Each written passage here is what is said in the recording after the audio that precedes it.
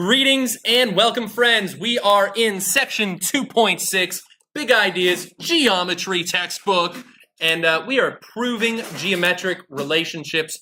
We are getting for real, friends, for real. But before we even get there, because we're going to be doing all sorts of different proofs today, even different formats of proof, but seriously, we all know we love the two-column. Give a round of applause for two-column proofs, everybody. Yeah, two-column. Give me a hoo-ha 2 times Tuesday. I don't know. You guys can check out that commercial later. It was from like Domino's or something. Here we go. Theorem 2.3, right angles congruence theorem. You didn't know this was true? Well, it's true. All right angles are congruent. Did you know that? Well, now you do. But do you believe it? Do you believe it is the question. This is a theorem, which means you should not believe this without proof.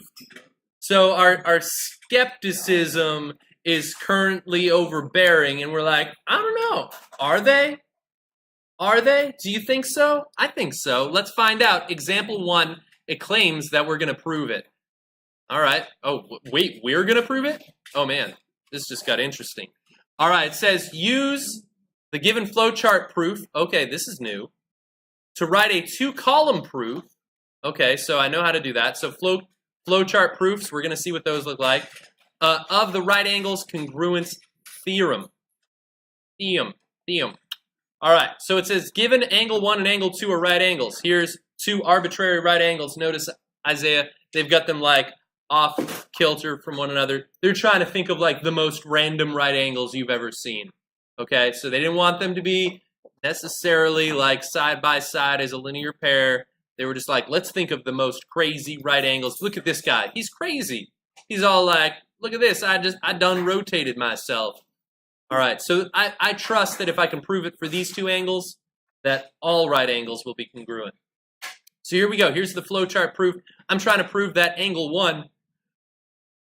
Ooh, wow, sneeze on the internet. Wow. Whew. That was excellent. Excellent sneeze. Flowchart proof.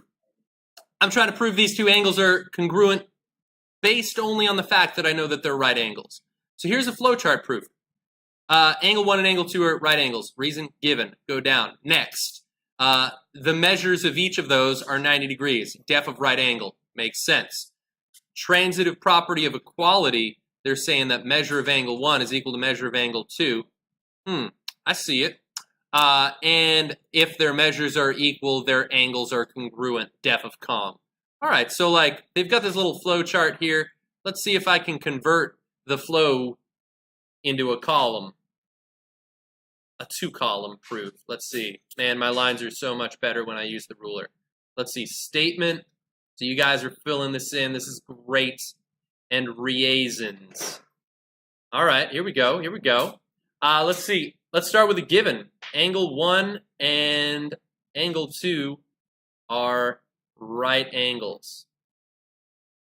I ran out of space. Check this abbreviation out. Angles. I just used an angle symbol. Math on the street. The reason that's true, it's given.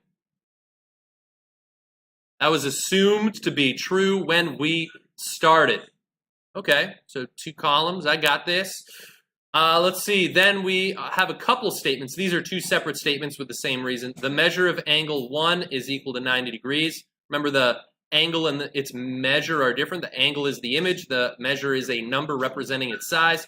And I also know that the measure of angle 2 is equal to 90 degrees. Both of those are justified by def of right angle. And check this out. Ditto.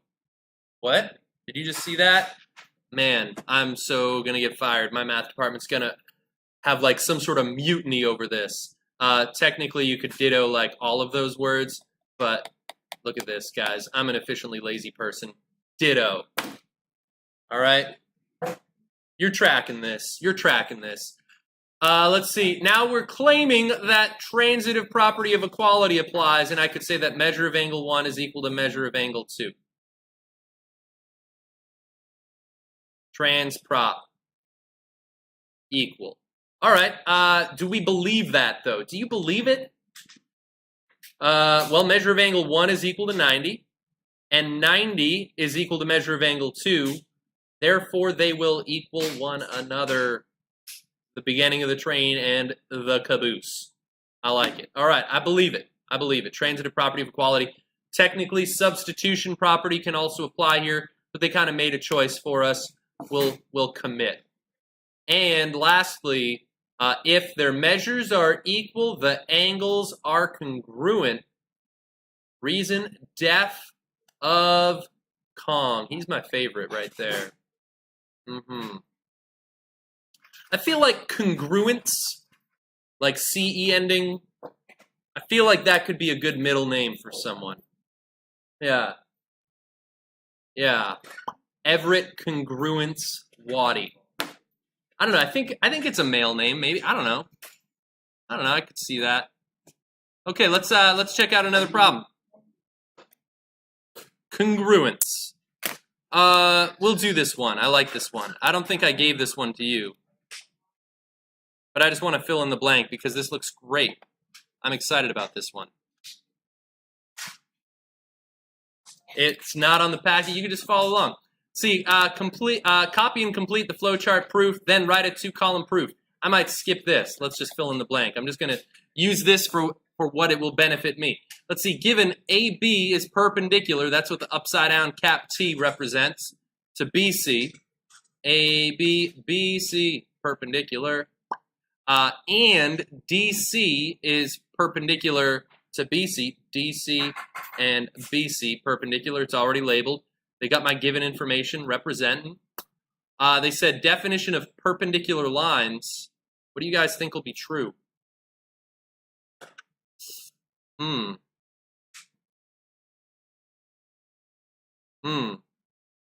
going to say measure of angle B is equal to 90 degrees. And measure of angle, I'm running out of space here, C is equal to 90 degrees. You guys buy that? Or I also probably could have said that angle B is a right angle and angle C is a right angle. And then this, depending on what I've got here, wow. I think the way I could prove this is with the property, the theorem that we just had. What was its name? I already forgot. The right angles congruence theorem? Yeah, your book probably wanted me to use a different thing here. Whoa. I'm thinking that.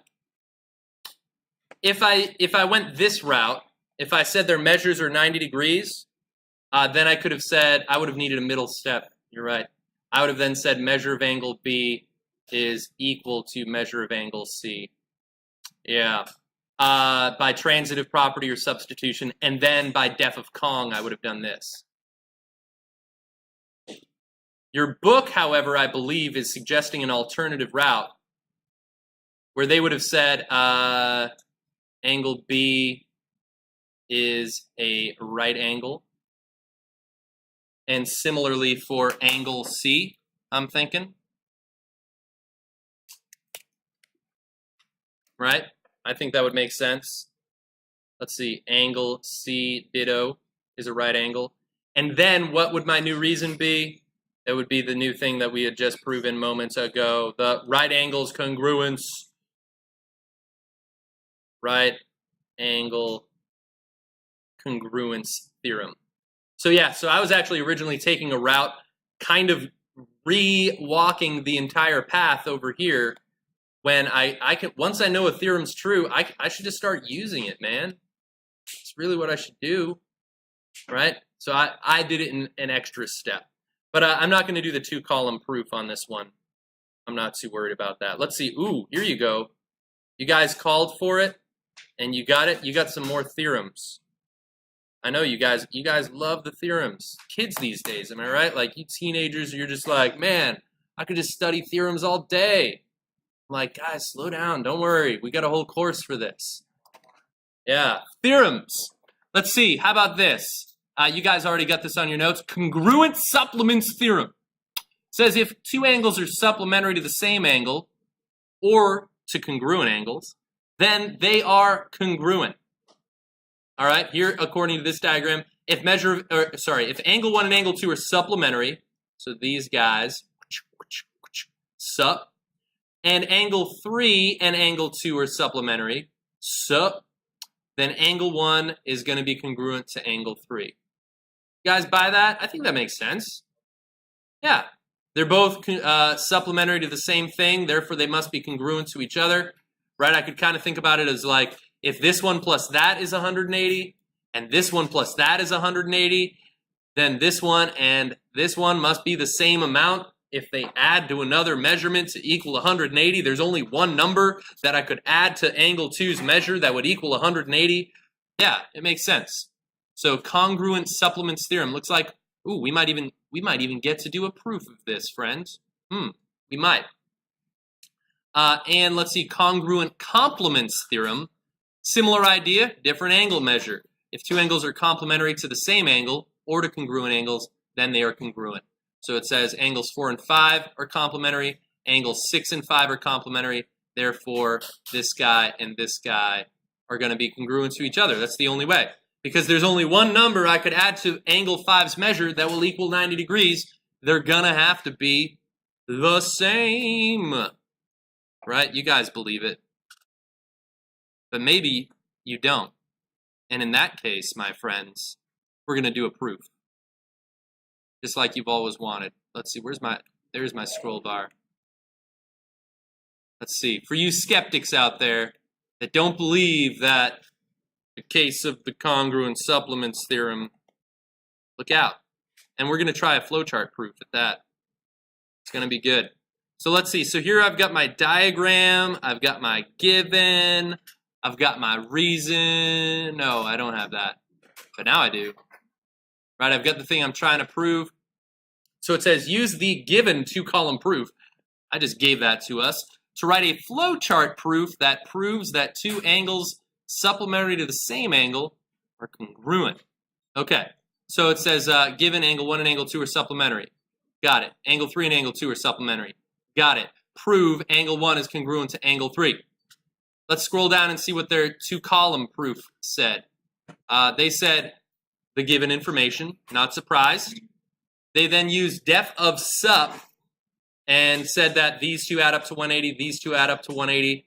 Guys, check this out. Transitive or substitution property would have applied. Yeah. If this is equal to 180 and 180 is equal to this, then these two things must equal each other. Transitive property of equality makes sense. Oh, guys, do you see this next move?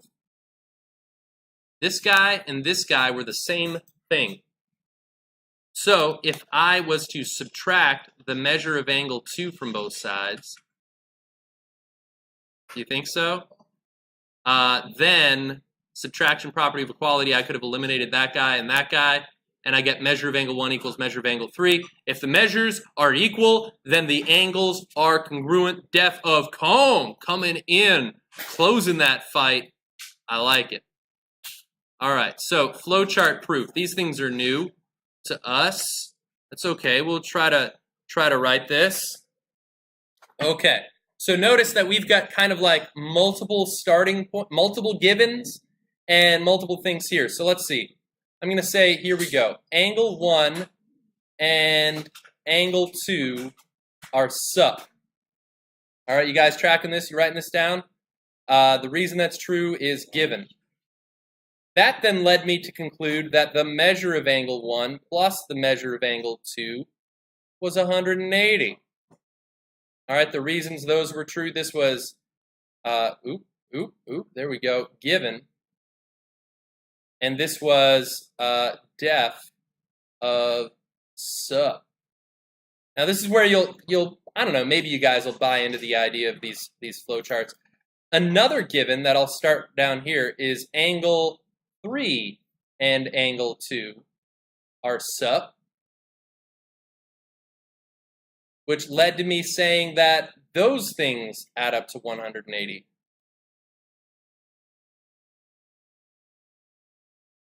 I think I'm going to run out of space here. So I've got kind of two lines of logic here that are similar to each other. All right, and then I'm combining these into the statement right here, statement 3. Watch this. I'm going to say measure of angle 1 plus measure of angle 2 is equal to the measure of angle 3 plus the measure of angle 2. And the way that worked, I pulled information from both of these.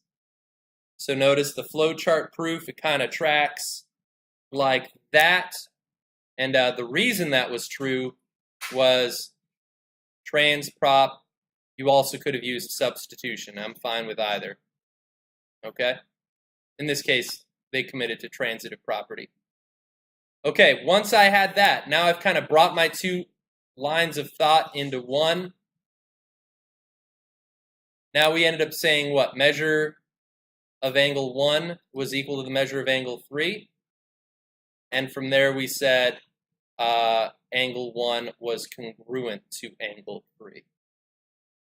And the reason that was true, the first one was subtraction property. We subtracted measure of angle 2 from both sides. And the last one, everybody's favorite, calling in the champ, death of cone. Wow, represent. And so what we've got here, I don't think flowchart proofs are always the best, but what they do well is they kind of see how we had like two different streams of thought and they combined into one.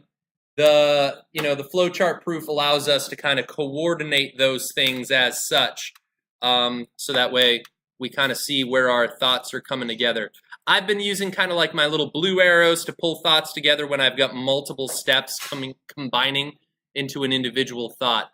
But that's the idea of a flowchart proof. Yeah, you get the idea. I could have had the whole thing working vertically. Really, the arrows are what's important. Let's see, here we go.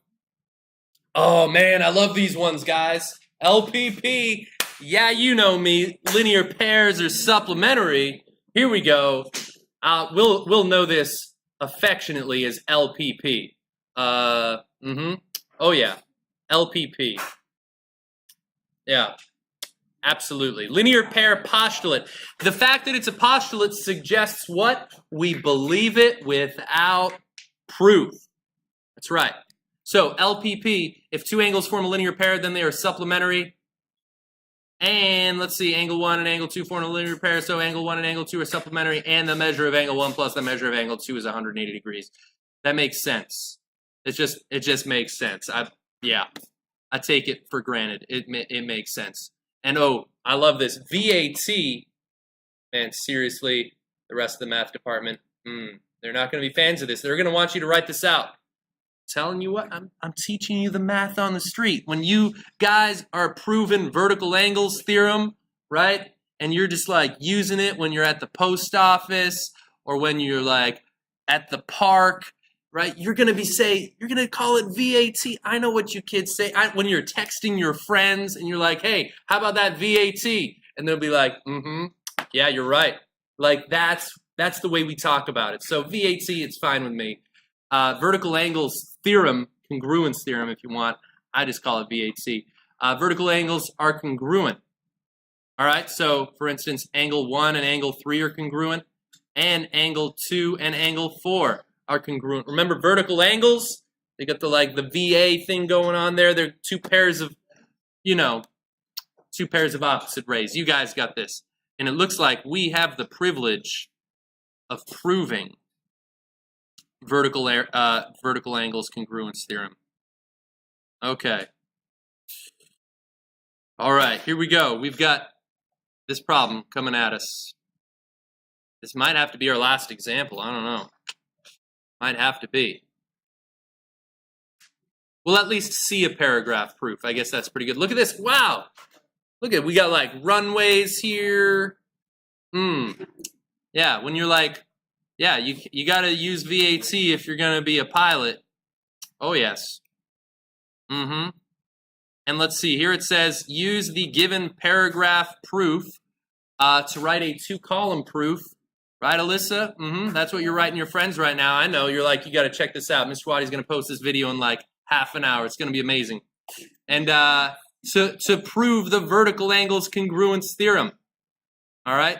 So let's see. Let me get this. Oh, here's a paragraph proof. You guys didn't know there could be so many words in a math class. But if I know that these two angles, 5 and 7, are vertical, let's prove that they're congruent. So here's their thoughts. They said angle 5 and angle 7 are vertical angles formed by intersecting lines. As shown in the diagram, angles 5 and 6 are a linear pair. That makes sense. I believe it. And angle 6 and angle 7 are a linear pair. Then, by the linear pair postulate, angle 5 and angle 6 are supplementary, and angle 6 and angle 7 are supplementary. So, by the congruent supplements theorem, angle 5 is congruent to angle 7. Wow, so here's a paragraph proof. Notice they've got some, like, transitional phrases in here, kind of making things sound sweet. It's all put together real nice. It's a paragraph proof. We'll do the 2-column. Actually, you know what? I think I'm kind of feeling like I'm out of time, friends. I'm just going to show you the 2-column, all right?